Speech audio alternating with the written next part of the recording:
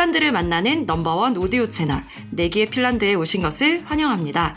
저는 핀란드 북부 대표 MC 똔뚜입니다.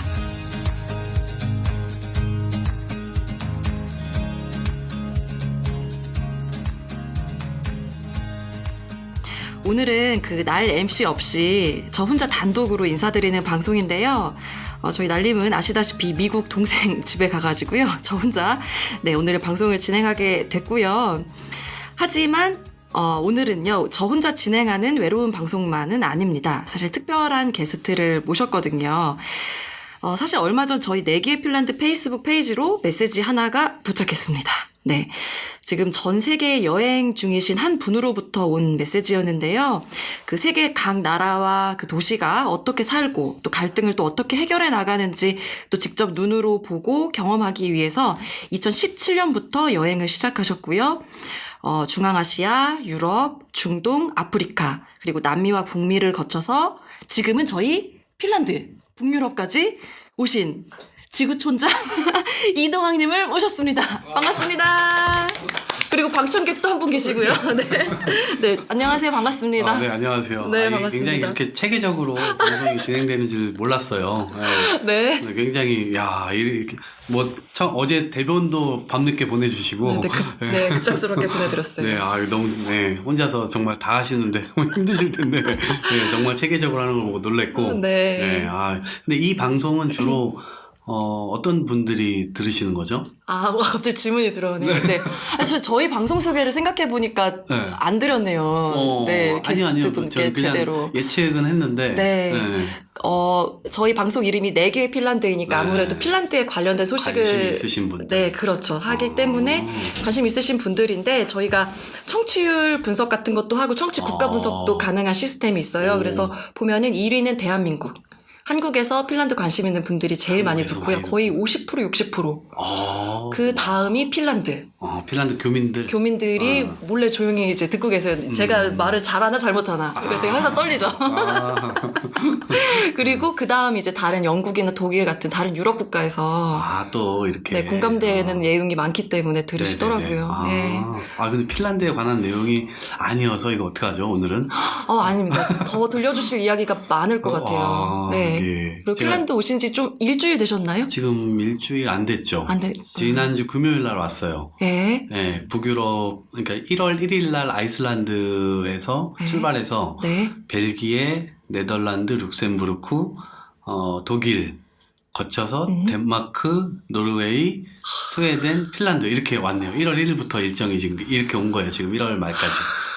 지금 몇 번째 국가인가요, 핀란드가? 여기가 전체로 따지면 47번째? 47번째 네, 정확하지 않은 46번째, 8번째 그 사이쯤인 것 같아요. 그리고 남은 국가는 이제 유라시아 쪽을 거쳐서 러시아 그 가기 전에 그 발트 3국이라고 있잖아요. 요 밑에. 그래서 에스토니아부터 해서 에스토니아, 라트비아, 리투아니아, 그다음에 벨로루시, 그다음에 우크라이나, 러시아, 몽골, 중국 등 그 밑으로 또 동남아시아만 살짝 더 돌고 들어갈 예정입니다. 아직도 한 10개 정도는 남은 것 같네요. 거의 끝 무렵인 맞아요. 거죠. 17년 8월에 출발했으니까요. 8월에요? 이제. 그럼 가방 안에 여름옷도 있고 겨울옷도 있고 뭐 다 있으시겠네요. 온 계절을 다 겪으셨으니. 아니요, 여름옷은 있는데요. 겨울옷은 겨울에만 이제 이렇게 얻죠. 그리고 겨울이 지나면 누군가에게 다시 기부를 하고요.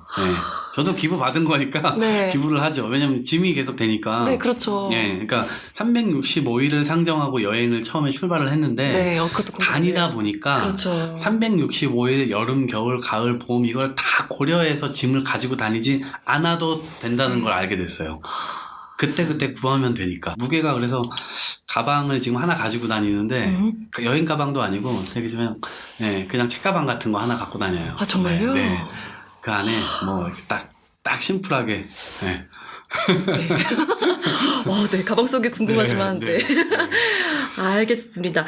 저희 그 핀란드 말고도 벌써 북유럽 국가들을 보셨더라고요. 스웨덴도 갔다 오시고 덴마크도 갔다 오셨는데 노르웨이도 갔다 오시고요. 다른 아무래도 지역도 갔다 오셨으니까요.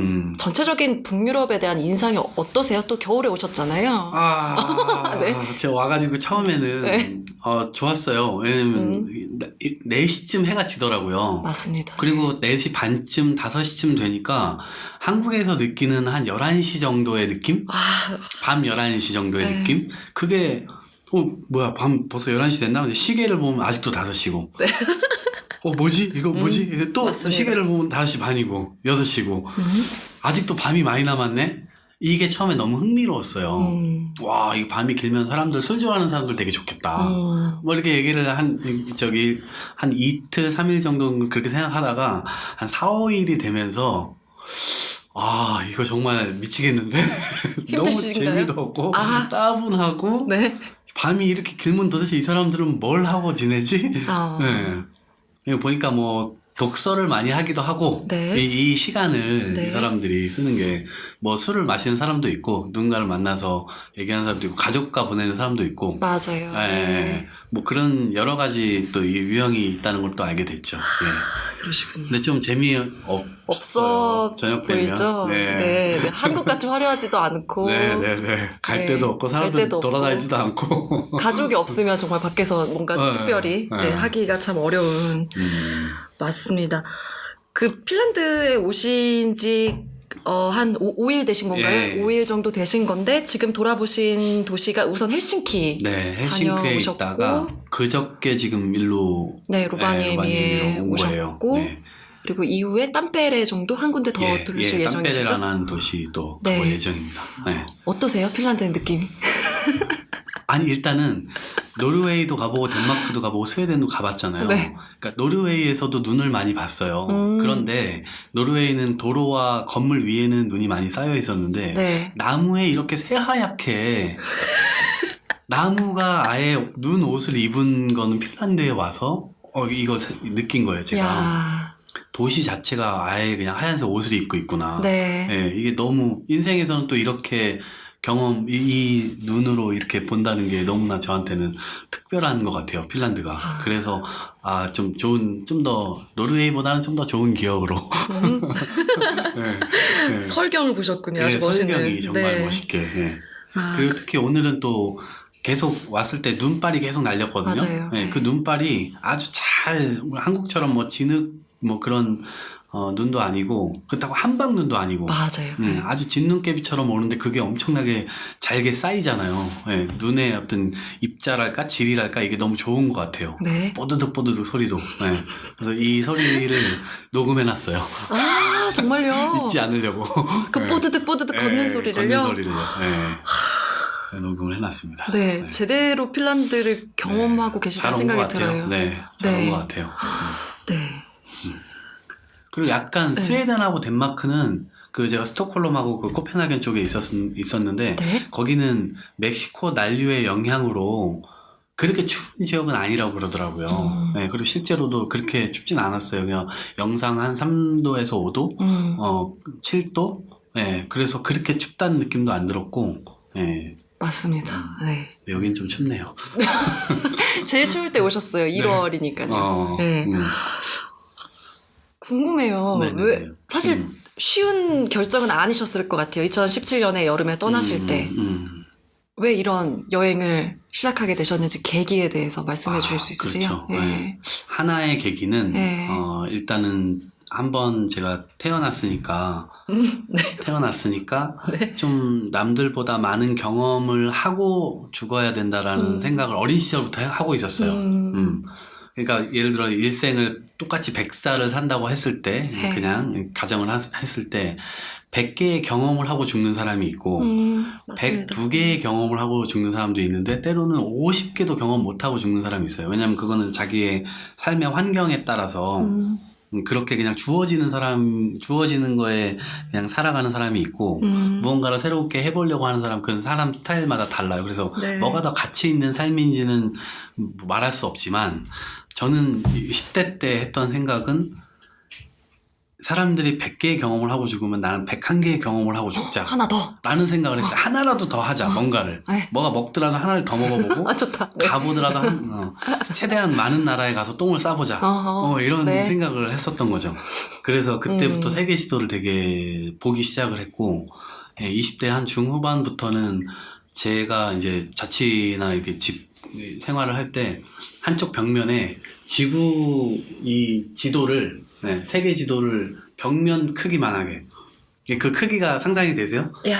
그냥 방의 한쪽 면이 완전히 세계 지도예요. 네. 그래서 그걸 깔아놓고 매일 이제 아침에 눈 뜨면 그걸 보고 집에 들어갈 때 그걸 보고 나올 때 그걸 보고 항상 중동이 여기 있구나, 네. 아프리카가 여기 있구나, 네. 이 나라가 여기 있구나 이거를 항상 매일 봤죠. 그래서 네. 지구를 걸어보는 게 일생에서 한번 꼭 해봐야 되겠다 이런 게 있었는데 이거 짧게 말씀드리면 원래 그 이전에 떠날 기회가 많았죠. 네. 근데 떠나지 못할 이유가 너무 많은 거예요. 그럼요. 네. 그래서 뭐가 무슨 새로운 기회가 생기기도 하고 한국에 남아 있으면 기회가 생기기도 하고 뭔가 아니면 이게 아예 네거티브적으로 못 떠나게 되는 내가 떠나면 뭔가 이 상황이 어그러지고 그래서 내가 피해를 주게 되고 그렇죠. 그런 걸 고민하다 보면 못 떠나게 되고 이러는데 저는 그게 전화위복이 됐다고 생각해요. 오히려 그 떠나지 못했던 그런 계기들이 켜켜이 쌓여가지고 그 시간의 숙성이랄까 뭔가 아는 만큼 보이니까 조금 더 알게 되니까 조금 더 보이는 시야가 좀 더 지금에 나와서 보니까 좀 더 넓어진 것 같다는 생각이 들어요. 그래서 진짜 정작 떠날 때는 모든 걸 다 놓고 진짜 이제는 떠나야 될 이유는 한 가지다. 이제는 세상 사람들이 어떻게 사는지를 한번 내 눈으로 보고 그거를 통해서 우리 대한민국이 또 앞으로 어떻게 살아가야 될지 이런 것들을 내 나름의 시각으로 한번 정리를 해보자. 그래서 결단을 내리고 가방 하나 메고 출발하게 됐죠. 뭐 준비가 없었어요. 준비할 게 없었어요. 그냥 떠났어요. 하지만 하루아침에 일어난 결정은 아닌 것 같아요. 정말 계속 언젠가는 떠나야지, 언젠가는 그렇죠. 세계를 보러 나가야지라고 계속 생각하셨고 정말 그 수많은 고민과 어쨌든 그 갈 수 없는 상황과 이런 것들이 쌓이고 쌓이다 어느 순간 그 축적되는 순간 딱 떠나신 거네요. 그래서 결단을 확 내리고 내가 요때는 떠나야지라고 생각을 하고 있었고 그 프로젝트가 딱 끝나고 나서 떠나게 됐죠. 원래 계획하신 기간이 있으세요? 그거보다 지금 길어지고 있나요? 아니면 비슷하게 가고 계세요? 비슷하게 가고 있어요. 본래 계획은 1년 반에서 2년 정도고요. 지금 1년 반 정도 됐어요. 했으니까 한국에 그러면 언제 들어갈 4월 정도에 도착하게 될 것 같아요. 얼마 안 남았네요. 야. 거의 이제 막바지죠, 정말. 한국 가서 벚꽃을 보실 수 있겠어요. 네, 그러게요. 이야, 그렇군요. 근데 저는 이제 궁금했던 게, 전 세계를 돌아다니다 보면, 분명 어려운 점이 있을 거란 말이죠. 기후도 다, 어떨 때는 너무 더운 나라에 가 계시고, 지금은 또 너무 추운 나라에도 있고, 그러다 보면 뭐, 건강 문제도 그렇고, 뭐, 여러 가지 문제가 발생했을 때, 뭐 예를 들면 아프신 적 없으셨어요 그동안? 뭐 어떻게 병원에 가거나 뭐 많이 아프거나 그러진 않았는데 아플 것 같다는 느낌을 가진 적은 며칠 있었죠. 그럴 때는 이제 왜냐면 병원 치료나 이런 것들이 쉽지 않기 때문에 현지에서 무조건 예방하는 차원으로 그날은 모든 걸 안 해요. 뭔가 아플 것 같다는 느낌이 딱 오면은 모든 걸 다 하지 않고 그냥 숙소에서 쉬어요. 그냥. 그리고 좀 맛있는 거를 해 먹고 그리고 이제 약을 몇 개 갖고 다니거든요. 그래서 감기약도 있고 뭐 이런 상비약이 있잖아요. 몸살약도 있고 이런 거 있는데 기운이 조금이라도 나타나면 그걸 미리 먹어요. 딱 2번 먹어요. 오후에 1번 먹고 자기 전에 딱 먹고 그러면 그 다음 날부터는 컨디션이 이상하게 한 3번 정도 그랬거든요. 여기 스웨덴에서도 한번 그랬고, 최근에 스웨덴에서도 한번 그랬고, 제가 기억이 나요. 아이고. 브라질에서도 한번 그랬고, 그 다음에 카자흐스탄에서도 한번 그랬고, 그렇게 한 3번 정도 그런 몸살의 위기가 있었는데, 사전에 예방을 할 수 있었어요. 철학이 있으시군요. 왜냐면 아프면 그때부터 저도 감당을 할 수가 없어요. 그럼요. 현지에서. 말도 잘 안 통하고 병원 보험이 돼 있는 것도 아니고 병원비가 얼마나 나올지 이건 또 치료를 받을 수 있을지 없을지도 모르고 누구에게 돌봄을 받을 수 없는 상황이잖아요. 물론 뭐 지구촌장이니까 지구인들이 저를 내버려 두겠어요? 그런 믿음은 있죠. 그렇지만 이제 그런 어려움을 지구인들에게 전가시키지 않기 위해서 지구촌장의 어떤 직무를 열심히 충실하게 잘 지켜낸 거죠. 혹시 네. 이렇게 물론 되게 좋은 뭐랄까 목표와 네. 그 마음을 가지고 출발을 하셨지만 후회하신 적 없으세요? 내가 왜 이렇게 힘든 일을 이렇게 그거는 후회라기보다는 네. 매일 그런 질문은 하죠. 도대체 내가 왜 지금 이러고 있는 거야? 세서 고생을 하는 거지? 왜 나는 이런 생각을 하게끔 살고 있는 거지? 네. 되게 남들과 다른 삶을 살고 계시잖아요. 나 왜 이렇게 살고 있지? 네. 뭐 이런 나는 거. 왜 이런 생각을 했지? 왜 이렇게 살지? 이런 일, 그렇게 살게 한 나의 동력은 뭐지? 계기가 있나? 그런 것에 대한 의문은 있는데, 떠난 것에 대한 후회는 없고요. 사실은 행복이 더 많아요. 그리고 사실 이게 들으시는 분들이 오해하실 수도 있는데, 이 사람 세계 여행할 정도로 돈이 많나? 혹은 뭐 궁금한 집이 좀 부분이죠. 빵빵하나? 네. 이 사람 뭐 힐링을 이렇게 많이 하나? 이렇게 생각을 하실 텐데, 그렇진 않아요. 제가 처음에 출발할 때 통장에 300만 원을 넣고 출발을 했고, 물론 뭐 믿는 구석도 없고, 이제 그렇게 출발했는데, 제가 오로지 하고 싶었던 거는, 뭐 어디 새로운 풍경을 보고, 뭐 새로운 문화의 사람들을 만나고, 이제 뭐 내 정신을 힐링하고 지쳐가지고 이랬던 것이 아니고, 실제로 지구인들이 어떻게 사는지에 대한 호기심이 있었기 때문에 그 호기심을 정말 풀고 싶었어요. 그래서 무슨 당연히 호텔에서 자는 삶도 꿈꿀 수 없고 당연히 어디 좋은 걸 그 지역에 가면 먹을 수도 없고 왜냐면 기본적으로 돈이 없으니까. 그러니까 밑바닥으로 다닐 수밖에 없는데 제가 그 숙소는 예를 들면 부킹닷컴이나 이런 사이트들이 있잖아요. 그러면 무조건 제일 낮은 가격대를 검색을 하죠. 그 도시에 가면 가장 하는 먼저 하는 일이 최저가를 검색하는 일이에요. 그러면 최저가는 더 이상 뭐 경쟁할 필요가 없어요. 최저가에 가서 무조건 묵는 거예요, 저는.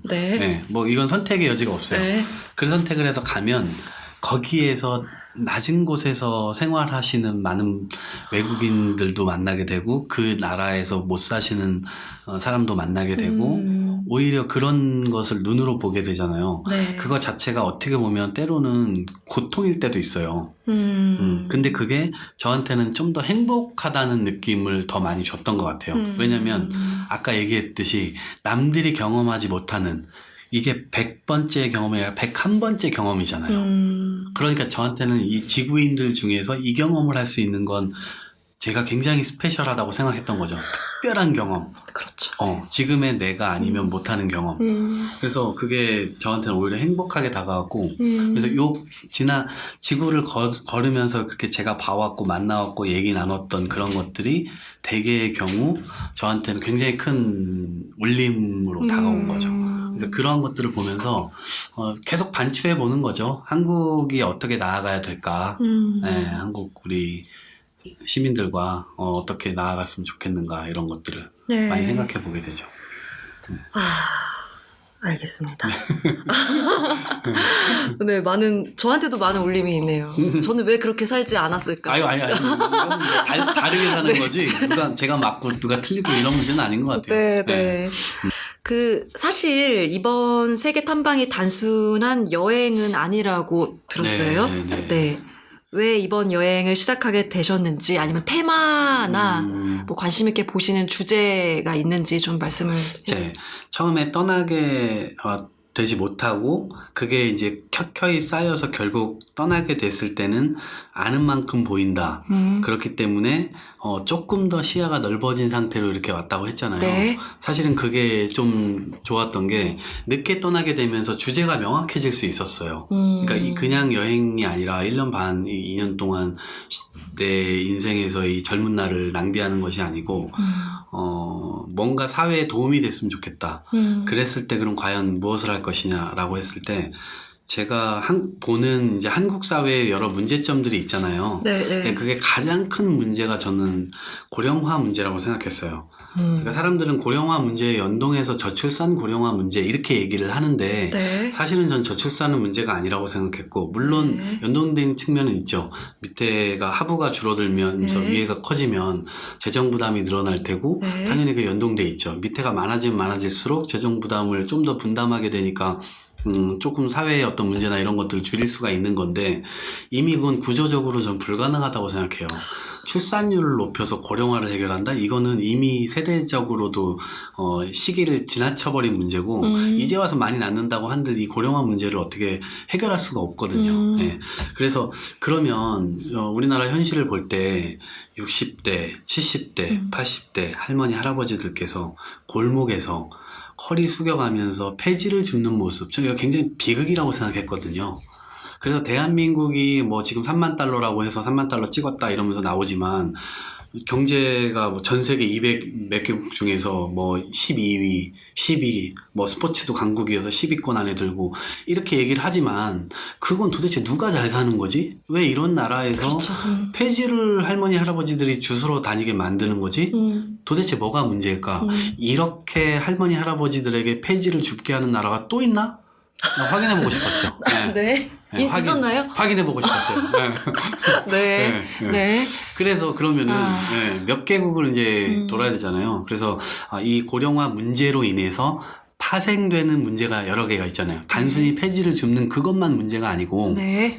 세대 간의 갈등. 그럼 여기에서 고령자분들이 많아지면 당연히 젊은 사람들이 세금을 더 내야 되겠죠. 왜냐하면 나중에 노동 능력을 상실하거나 수입을 잃게 되면 국가가 당연히 과거처럼 뭐 이 분들을 다 이렇게 할 수 없잖아요. 당연히 모셔야 되는 거고 그게 도리인 거고 인간의 이 인권 같은 거잖아요. 당연한 것처럼. 네. 그러니까 그러면은 과연 그 재정을 어떻게 누가 부담할 건지의 문제가 분명히 생기게 돼 있어요. 당장 연금 문제부터.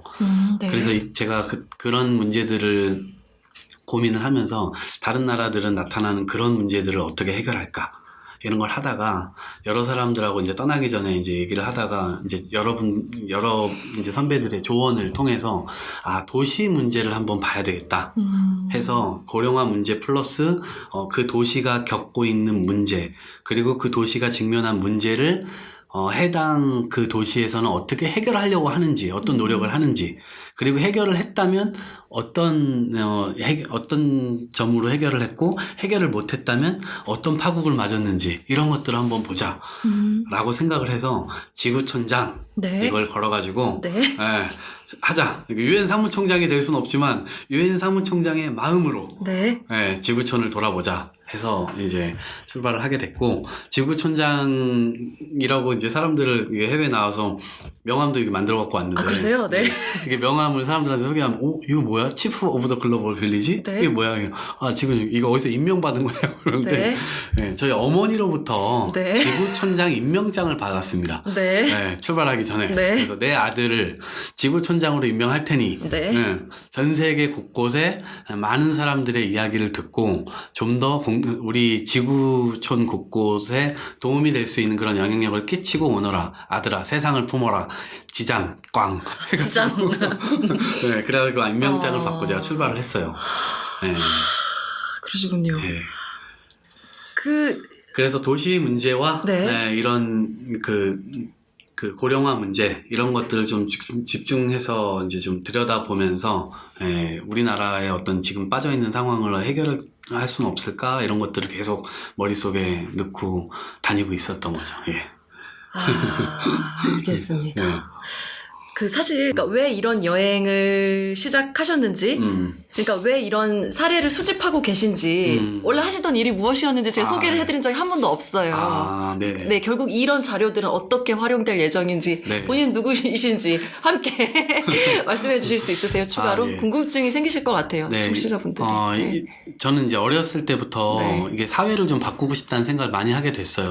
그러다 보니까 자연스럽게 사회를 바꾸는 방식에 대해서 고민을 하게 됐고 세 가지 정도를 찾았는데 하나는 이제 봉사활동, 나의 몸을 사용해서 타인을 돕는 것. 그러면 그 타인의 어떤 삶을 조금 더 낫게 해줌으로 인해서 좀 나아진 사회를 개선시킬 수 있다고 봤고 두 번째는 돈을 많이 벌어서 기부하는 거. 그 두 번째 방식이라고 생각했고 세 번째는 정치가 그거를 할 수 있다고 하게 됐어요. 뭐 여러 계기들도 있지만 어쨌든 좋은 정치가가 좋은 결정을 내리고 좋은 정책을 입안을 하면 좀 더 좋은 사회를 만들 수 있는데 좀 더 효율적일 수 있겠다. 그래서 그 세 가지 모두를 다 이렇게 어떻게 보면 세 가지 모두를 다 하면서 살고는 있는데 뭐 미진하지만 네. 예, 이제 세 가지 그 세 번째에 정치라고 하는 것에 관심을 많이 갖고 네. 예, 10대 후반부터 해서 정치 참여 활동을 많이 해왔죠. 예, 그래서 한 3년 전에는 뭐 총선에 나가보기도 했고 네. 네. 그리고 작년에는 이제 그 재작년에 2017년도에 최종 대통령 선거 운동까지 대통령 선거 좋은 사람을 대통령으로 만들어 놓고 네. 나는 이제 거기까지 배낭을 메고 떠나야 되겠다. 그게 그거군요. 네, 그 프로젝트가 그거였어요. 네. 네, 그래서 대통령 선거 운동까지 하고 그 다음에 5월달에 선거 끝나고 바로 3개월 정도 이제 이 전 세계의 흐름이나 이런 것들을 쭉 이제 스크랩을 하면서 공부를 좀 하고 8월에 이제 떠나게 됐던 거죠. 그래서 네, 정치에 대해서 가능성에 대해서 저는 조금 더 이제 신뢰하는 편이고 지금은 정치인이나 정치 자체의 신뢰가 많이 바닥에 떨어져 있는 상황이지만 네. 좀 더 정치를 지망하는 젊은 사람으로서 정치 자체가 조금 더 시민들의 어떤 편익을 좀 도모할 수 있는 그런 수단이라고 하는 것을 좀 더 신뢰감을 좀 더 높여놓는 것도 책임감으로 가지고 있어요. 네. 그래서 네. 그냥 n분의 1의 그냥 정치인이 아니고 이왕이면 진솔하게 우리 사회가 직면하고 있는 문제를 진솔하게 관찰을 하면서 진짜 우리 사회가 가진 이 문제를 우리 사회가 가진 역량 안에서 어떻게 해결할 것인가 이걸 가늠해 보는 게 굉장히 중요하다고 생각했고 네. 그런 면에서 해외의 사람들이 어떻게 살고 있는지 그리고 전 세계 흐름이 어떻게 되는 가운데 섬나라인 대한민국이 그렇죠. 어느 방향으로 가야 될지를 이렇게 좀 다른 나라의 시각으로도 좀 보고 싶었고 네. 우물 안에서는 그 안에서 그냥 진짜 이 밀집도가 너무 높은 상황에서 한국에서 아웅다웅 경쟁 위주의 그 삶을 하지만 전 세계 흐름이 어떻게 돌아가느냐에 따라서 그거를 조금 완화시킬 수도 있고 개선시킬 수도 있고 그런 거잖아요. 근데 외부의 상황을 전혀 모르는 상태에서 그냥 이렇게만 하면 그 위기를 맞는 건 결국 우리들 자신들이잖아요. 그래서 나는 내가 해야 될 거는 남들이 하지 않으니까 내가 할 수 있는 일은 난 이거니까 내가 이거를 해야 되겠다라고 생각을 했고 예, 그런 정치 영역에서의 어떤 새로운 희망을 만들어내는 것 네. 그걸 진솔하게 내가 한번 삶을 걸고 해보자. 해보자. 예, 그래서 어려운 상황이지만 네. 예, 어려운 환경이지만 이제 떠난 거죠. 배낭 하나를 메고. 네, 알겠습니다. 와. 당도 궁금해하시려나요? 시청자. 말씀하셔도 됩니다. 네. 그냥 지금 이제 집권 여당인 더불어민주당. 네, 알겠습니다. 네. 사실 세상을 바꾸는데 당은 별로 중요하지 않다는 생각이 들어요, 정말.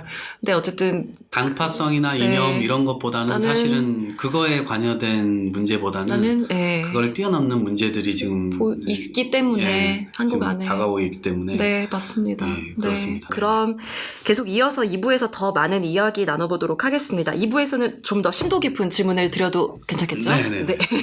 감사합니다. 우리 다음 주에 또 뵙도록 하겠습니다.